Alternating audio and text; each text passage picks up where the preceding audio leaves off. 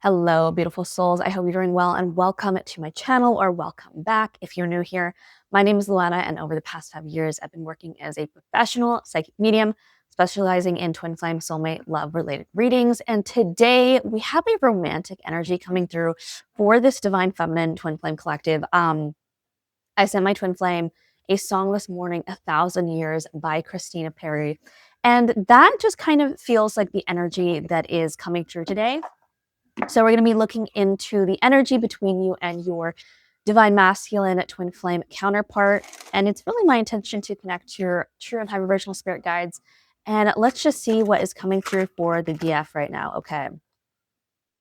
So we have the void, we have the Fool card here. It's almost like you as the divine feminine are in this current forward moving energy, this new beginning.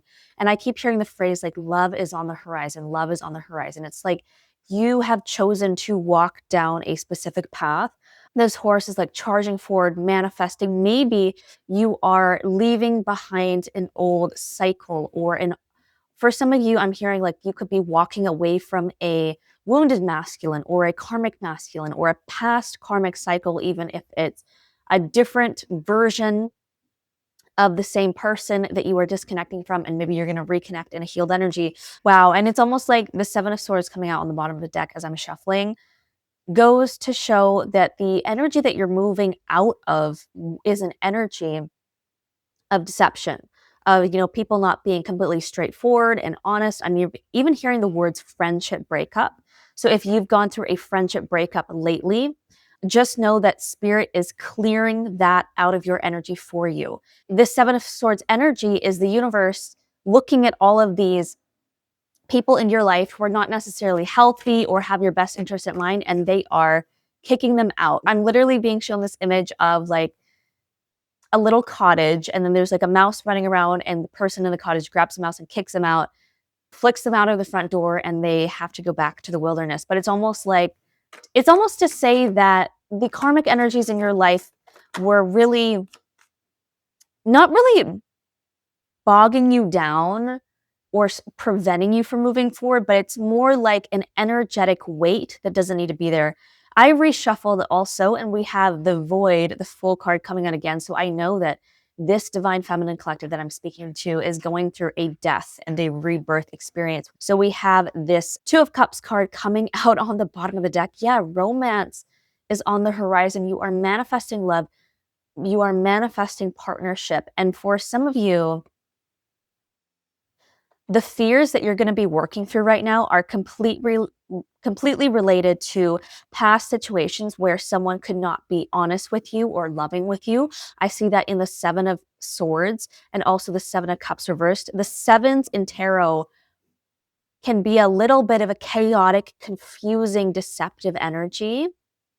This is like an energy where you are so confused by someone else's behavior. Perhaps they were hot and cold. Perhaps they would say one thing and then mean another. But it just goes to show that all of these energies are manifesting right now. So as you are calling in your union, as you are calling in that love, you are being made to face all of this past mental and emotional baggage.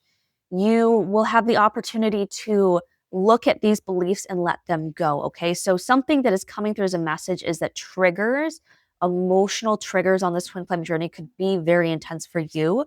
I would really recommend my trigger recovery roadmap, and I'll link it down in the description. It's essentially a tool that I created for my clients. It's the same trigger healing method that I use to manifest marrying my twin flame, because in the beginning of my journey, I was riddled with triggers. And when you are triggered, it's very hard to stay in the union energy, because in those moments, it's almost like you could be having a flashback to a past negative experience or dealing with trauma or limiting beliefs. These past negative experiences, essentially, where you were dealing with emotionally unhealthy people. And so part of the process of calling in your union, calling in this romance on your twin flame journey, is to rewire your triggers, reparent the inner child within you that is upset about something in particular, so that you can call in this twin flame union, this union of consciousness and love and unconditional love, this Two of Cups partnership. It's such a beautiful card. It's almost like spirit is saying this union comes in when you well this union comes in as a direct response to the energy of you setting boundaries. So for some of you who are dealing with maybe a karmic connection, you know what my husband says, he's like he uses the phrase like karmic flames to describe a twin flame connection that might not feel completely healthy, or maybe that divine masculine is struggling with something and they're not showing up in the healthiest energy. But it's almost like you are releasing that karmic flame from your life and you're calling in your true twin flame who is mirroring you, because it's like spirit is coming through and saying, remember that a true twin flame union is based on the mirroring of that love. It's not just meant to be triggers and shadows, it is also meant to be loving and healthy and sustainable in the 3D physical world. That is what spirit is saying. You're really meant to be doing things differently, divine feminine. Okay, the reason I say that is because we have the Queen of Swords on the bottom of the deck here. And it's almost like you are in this independent energy with your thoughts, okay? You know how to manifest, you know what you want, and you also know it's unconventional with the Hierophant reversed, the Hero jewel in this deck. You are breaking conformity. You are not going to do relationships or do partnership the traditional way that society might tell you that you need to do it. This is really a time of infinite possibilities where you're not meant to approach dating or connection in the same way as other people. You are meant to approach it from an energetic lens, taking charge of your energy and manifesting from the frequency, and not just, I need to go to this place to meet this person, or I need to, go on a date with X amount of people and then I'll find my person. It works differently than that. The way that I found my twin flame was not even in the context of dating. It was something that I manifested and we met very serendipitously. We also have the Five of Swords reversed and the Four of Cups reversed. This is past pain that is being worked through. You are healing from past betrayals, past situations where you really felt devalued as a person. You felt like maybe your karmic flame, I don't know why that phrase keeps coming out, was not showing up in a way that really honored you and your energy. It's like spirit is saying, you know the level of love that you have to offer. And it's time to stop doubting the value and the worth of that love. And if you have been almost mentally asking yourself, do I really deserve a reciprocal union, or do I deserve the things that I want? Spirit is basically saying to me, of course you deserve what you can give.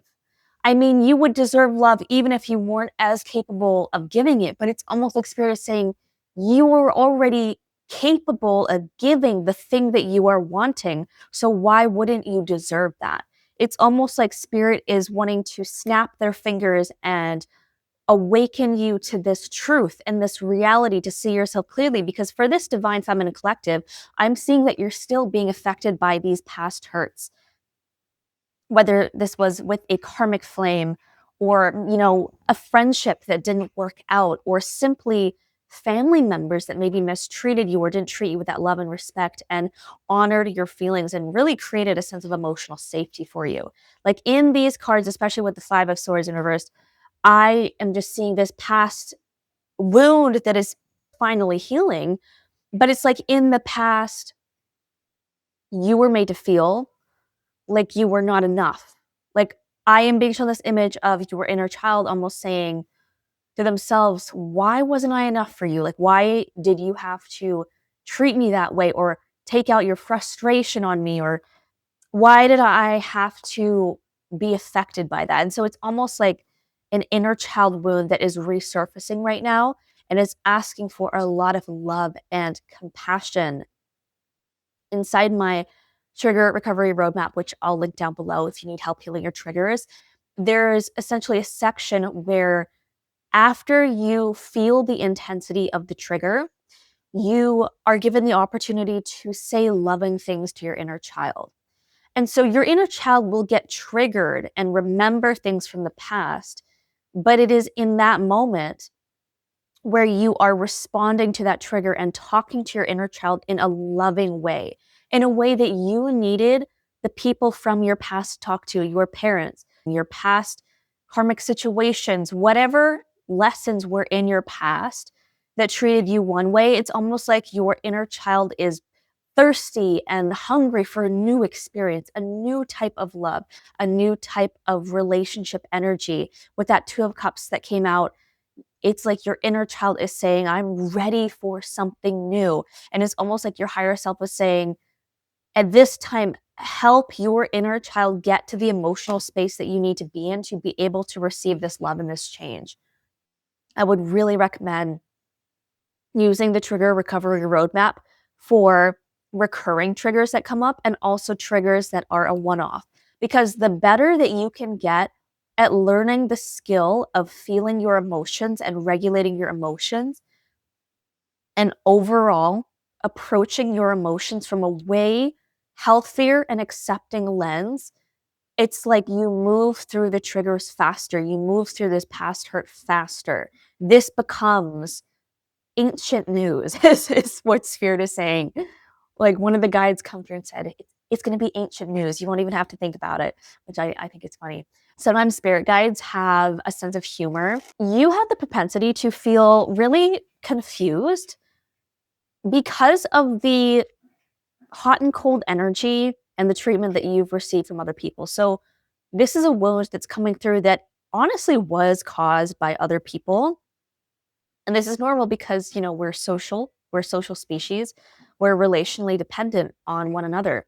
We have emotional needs that need to be met by others, and we really depend on our social circle. And so when you've experienced instability in the connections, friendships, social bonds, it's going to leave you with an overlay for the next connection that you have. You're going to look at the next person and unconsciously project onto them those fears because that is pain that is still very real inside of you, okay?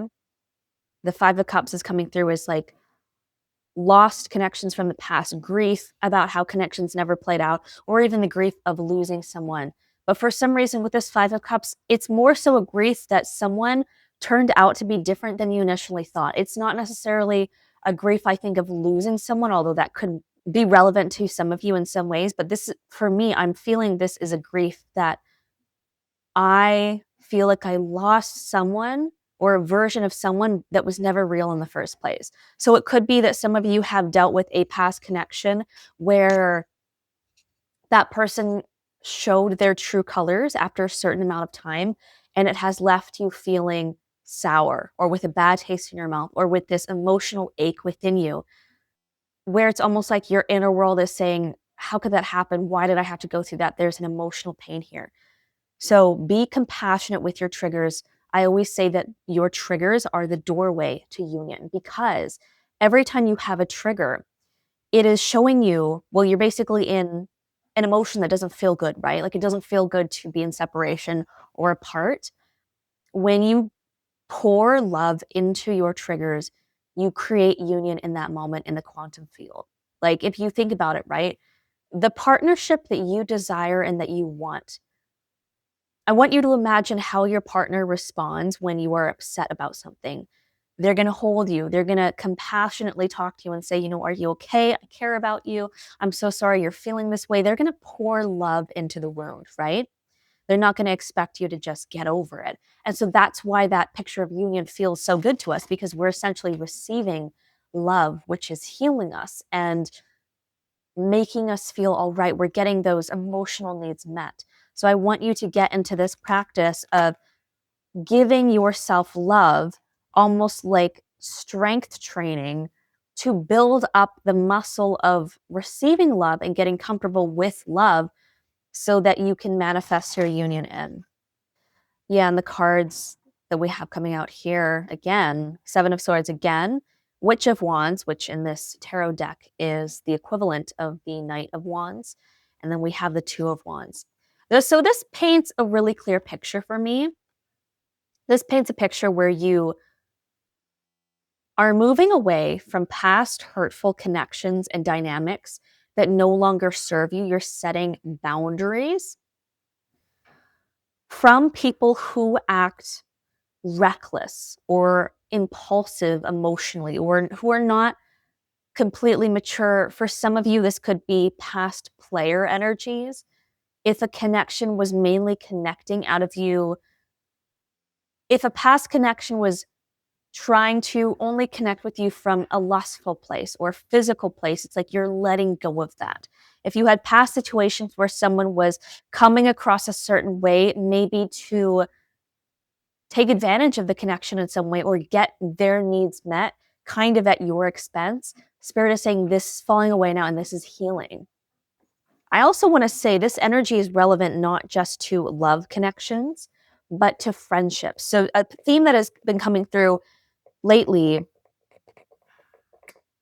is for divine feminines on this journey is friendship breakups, karmic friendships where all of a sudden their true colors are presented to you.